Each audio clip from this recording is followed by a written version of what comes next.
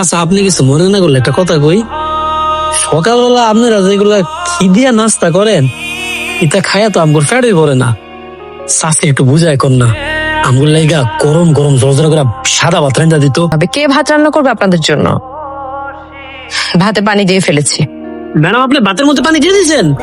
মাশাআল্লাহ, আমার হবু বউ তো অলরেডি আধা কাম করে রাখছে। পান্তার লগে যদি একটু পেঁয়াজ দিত, আর পেঁয়াজের লগে একটা কাঁচামরিচ আর পেঁয়াজ যদি এক লগে হয়, তাহলে মনে করেন করে ডইলা ভালো মতো শান্তি করে এখন গেল।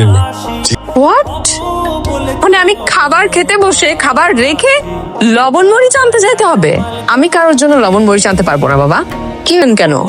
সকালে খাবার টেবিলে আপনাকে এত করে অপমান করলাম, তারপর আপনার লাজ লজ্জা হয়নি? আপনি আবার আমার সামনে এসে দাঁড়িয়েছেন, তাও আবার আমার যাওয়ার পথে বাধা দিচ্ছেন। কি চান আপনি? আপাতত খুব বেশি কিছু চাই না। গাড়ির চাবিটা আপনি আমাকে বুঝিয়ে দিন। গাড়ির চাবিটা আমাকে বুঝিয়ে দিয়ে এরপর আপনার যেখানে মনে চায় আপনি চলে যান। কিন্তু আপনার সাহস কি করে হয় যা আমার কাছে চাবি চাচ্ছেন আপনি? মিস নরিন, আপনি গাড়ির চাবিটা এই মুহূর্তে যদি আমাকে বুঝিয়ে না দেন, তাহলে আমি না চাবিটা জোর করে আপনার কাছ থেকে আদায় করে দিব। কি আশ্চর্য! মানে আমি তো আপনার বেশ সাহস দেখতে পাচ্ছি, আর আপনি কেন আমার গাড়ির চাবি জোর করে আদায় করে নেবেন?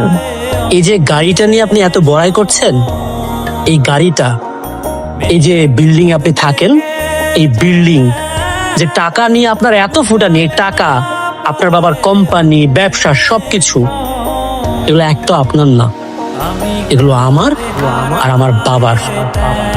আপাতত শুধু গাড়িটা বুঝে নিচ্ছি, এরপর ধীরে ধীরে সবকিছু একটা একটা করে আমি নিয়ে নিই।